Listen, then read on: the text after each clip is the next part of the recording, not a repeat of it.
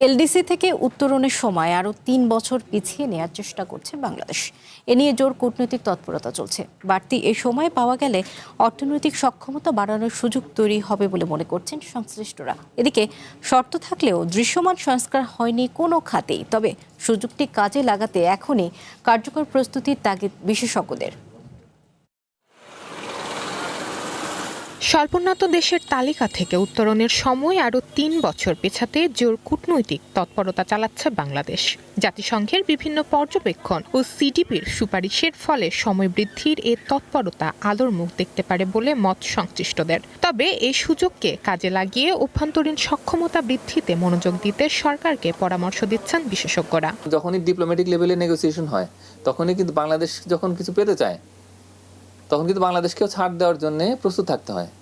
তো সুতরাং এই জায়গাতে যেহেতু এটা দেশের সবচেয়ে বড় স্বার্থের একটা বিষয়, সুতরাং এখানে বাংলাদেশকে যদি অন্যান্য দেশের বা অন্যান্য জোটের যে কোনো অর্থনৈতিক স্বার্থ যেখানে রয়েছে সেখানে যদি ছাড় দিতে হয় তাহলে দিতে হবে। সেটি গ্র্যাজুয়েশনটা পেছানোর মানে হচ্ছে যে তাদের সঙ্গে আমরা একটা লম্বা সময় ধরে নেগোসিয়েশনটা করতে পারবো, এবং এর মধ্যে আবার অন্যান্য অনেক দেশের সঙ্গে নেগোসিয়েট করতে হবে। সুতরাং তাদের জন্য একটা ব্রিদিং স্পেস দরকার, আমাদের জন্য প্রস্তুতি সময় দরকার। এদিকে এলডিসি উত্তরণের চ্যালেঞ্জ মোকাবেলায় ৫ বছর মেয়াদী কর্মপরিকল্পনা করছে সরকার। এর মধ্যে রপ্তানি সক্ষমতা বৃদ্ধি, বাণিজ্য সহজীকরণ, বিনিয়োগ পরিবেশ উন্নয়ন, সরকারি প্রতিষ্ঠানের সক্ষমতা বাড়ানো, প্রশিক্ষণ ও গবেষণা জোরদার এবং কৃত্রিম বুদ্ধিমত্তার ব্যবহার বৃদ্ধি সহ ১২টি অগ্রাধিকারমূলক কার্যক্রম রয়েছে। একই সঙ্গে জিডিপি বৃদ্ধি, মূল্যস্ফীতি হ্রাস এবং নবায়নযোগ্য জ্বালানির সম্প্রসারণ সহ বেশ কিছু খাতে উন্নতি করতে হবে বাংলাদেশকে। সরকারকে ইমিডিয়েটলি একটা রোডম্যাপ তৈরি করা, প্রথম বছর আমরা কি করব, দ্বিতীয় বছর কি করব, তৃতীয় বছর কি করব, আমাদেরকে অবশ্যই এই কাজটা করতে হবে, রোডম্যাপটা করতে হবে।